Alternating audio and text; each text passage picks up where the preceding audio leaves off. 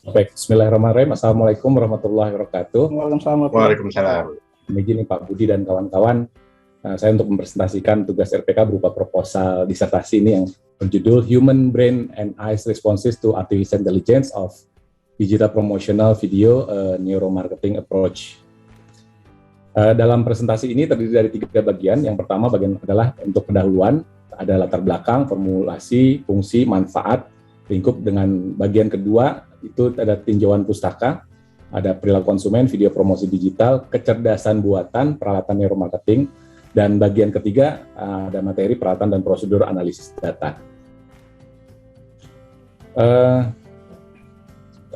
Latar belakang dari penelitian ini adalah pesatnya perkembangan teknologi informasi yang memicu peningkatan penggunaan internet, sosial media, dan smartphone. Nah, sebagai marketer tentunya kita harus memahami berbagai jenis saluran promosi yang akan digunakan untuk menyampaikan informasi produk kepada konsumen. Sebagai contohnya, pada saat kita menggunakan media promosi seperti majalah, koran, televisi, dan radio, ini telah bergeser kepada digital advertising, di mana dalam digitalisasi tersebut terdapat big data yang dapat dimanfaatkan dengan menggunakan artificial intelligence untuk menganalisa perilaku konsumen saat melakukan aktivitas di dunia maya. Keyword apa yang paling banyak diketikkan metode neuromarketing pada hasil digital promotional video yang diproduksi menggunakan artificial intelligence. Nah, menurut Profesor Zaltman dari Harvard University, konsumen mengambil keputusan sekitar 95% berdasarkan emosi dan alam bawah sadar. Oleh karena itu, neuromarketing dimanfaatkan untuk menangkap respon kognitif terhadap sebuah materi promosi.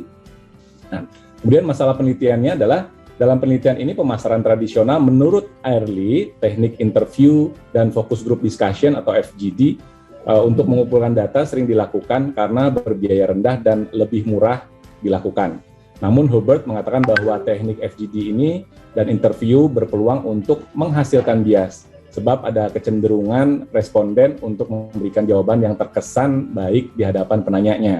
Oleh karena itu, penggunaan teknik neuromarketing bertujuan untuk mengetahui pikiran bawah sadar dan emosi responden. Sebagai contoh ini ketika ada 2 foto yang berbeda, ditanyakan kepada responden mana yang paling disukai, tentunya akan berbeda pendapat masing-masing responden. Terlebih lagi ketika dilakukan FGD, mungkin pendapat seseorang yang tadinya memilih yang gambar 1 akan berubah menjadi pilih gambar kedua karena akibat dari pengaruh individu lainnya. Nah, selanjutnya adalah dalam eksperimen penelitian ini stimulannya adalah manusia, kemudian yang akan melihat promotional video yang dibuat secara konvensional dan juga yang diproduksi menggunakan teknologi artificial intelligence.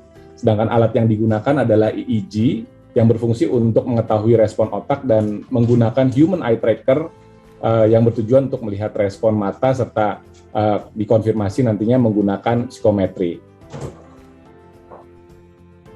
Nah, dalam digital promotional video ini terdapat contohnya, ini adalah yang akan digunakan yang sebelah kiri menggunakan artificial intelligence dan yang sebelah kanan itu yang non-artificial intelligence. Mohon izin untuk di-play.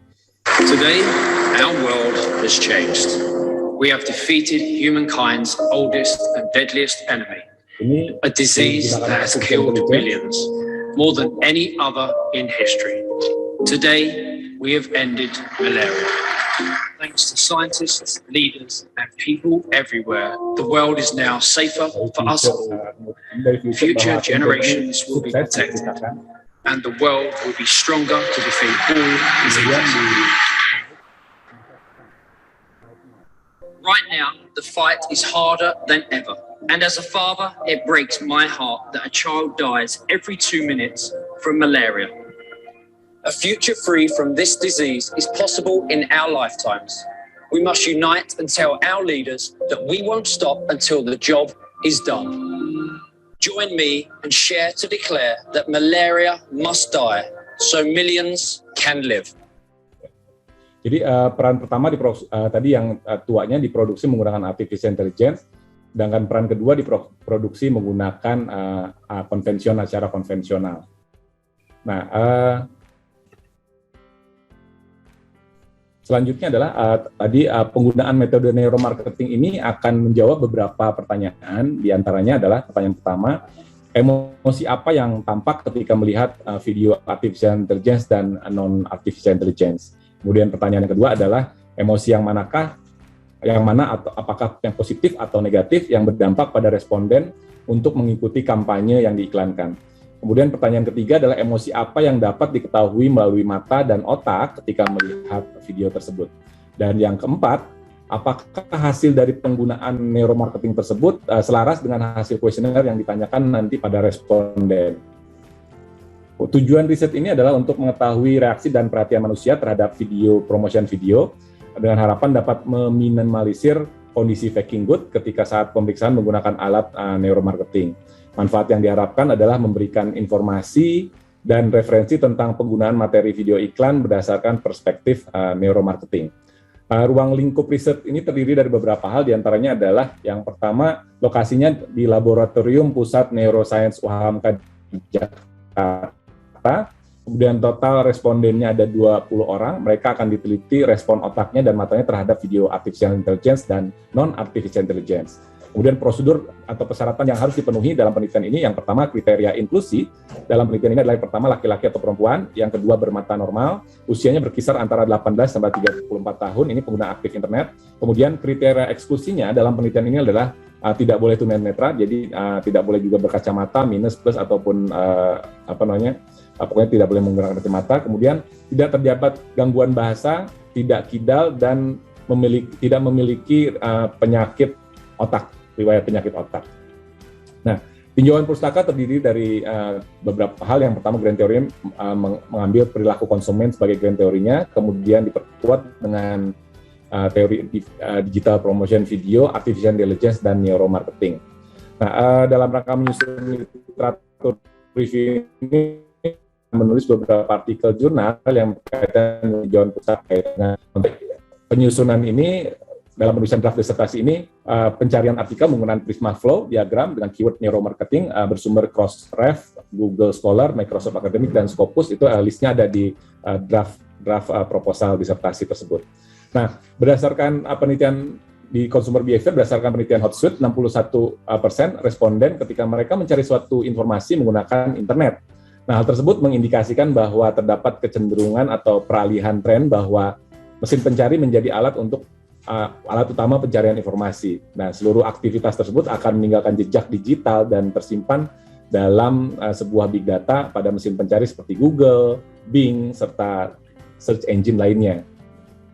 Saat di PV di-upload ke dalam sosial media, pemasar dapat menganalisis melalui dashboard back-end dari sosial media tersebut. Sebagai contoh ini, Malaria Must Die, tadi kita bisa lihat kapan di-upload, kemudian berapa viewernya, kemudian berapa jam waktu tontonnya, dan sebagainya.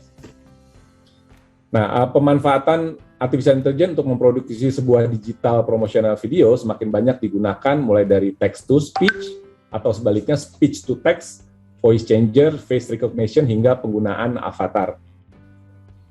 Terdapat 6 peralatan neuromarketing, diantaranya adalah MRI, itu untuk pencitraan resonansi magnetik yang dimasukkan ke dalam sebuah alat, kemudian facial coding, itu deteksi mimik wajah, kemudian eye tracking, pergerakan mata, voice analysis, itu menganalisis frekuensi suara, kemudian skin conductance, mencatat detak jantung, dan EEG melihat respon otak. Pada penelitian ini hanya menggunakan EEG dan eye tracking karena tersedia yang di dalam laboratorium neuroscience kami. Penggunaan EEG adalah dengan cara menempelkan elektroda pada bagian batok kepala manusia, kemudian dihubungkan dengan amplifier ke komputer EEG, kemudian responden akan diperlihatkan di PV gambar videonya. Selanjutnya, fungsi dari alat EEG adalah untuk mengukur perhatian atau konsentrasi, keterikatan, kegembiraan, valensi, emosi, dan kognitif positif ataupun negatif, pengkodean memori, dan pengakuan. Nah, sedangkan penggunaan human eye tracker dimulai dengan cara mengkalibrasi pandangan. Ini pandangan arah penglihatan terhadap monitor, kemudian responden akan diberikan waktu untuk melihat objek penelitian dalam hal ini di PV selama 1 menit. Hasil pengamatan tersebut akan diolah menggunakan algoritma yang terdapat dalam software human eye tracker. Nah, fungsi Human Eye Tracker ini adalah untuk mengukur pencarian visual, posisi fiksasi dua mata tentunya, pola gerakan mata, resolusi spasial atau objek yang terkecil bisa dilihat nih kalau menggunakan Human Eye Tracker, kegembiraan, pelebaran pupil. Kemudian setelah melakukan pengujian menggunakan EEG dan Human Eye Tracker, selanjutnya adalah melakukan penelitian tes psikometri dengan tujuan mengkonfirmasi pengujian sebelumnya. Beberapa penelitian tes psikometri diantaranya adalah yang pertama secara kognitif intelektual, apakah terlintas di benak responden bagaimana pendapat mereka dan apa kesan mereka terhadap video tersebut. Kemudian asesmen yang kedua adalah menurut responden bagaimana kualitas AI di TV dibandingkan dengan kualitas non AI di TV. Kemudian secara afeksi atau perasaan, asesmen yang ketiga adalah apa imajinasi responden ketika ditunjukkan AI di TV dan non di TV. Nah, yang keempat adalah apa yang dirasakan peserta ketika ditunjukkan AI di TV dan non di TV. Penggunaan metode neuromarketing adalah untuk melacak emosi apa yang dapat dikenali melalui metode pelacakan otak dan mata manusia. Nah, materi yang digunakan adalah video. Ini ada dua, World Without Malaria yang tadi, kemudian atau ini yang di-scan menggunakan David Beckham Speak 9 Languages, di mana dia hanya bisa mungkin bahasa ini saja, Inggris saja. Nah, penggunaan EEG akan melihat pola brain wave seperti ini, gamma, theta, alpha, theta, dan delta. Kemudian juga ada pemetaan brain activity di mana yang like and dislike, banyak merahnya kalau like, dislike sedikit merahnya.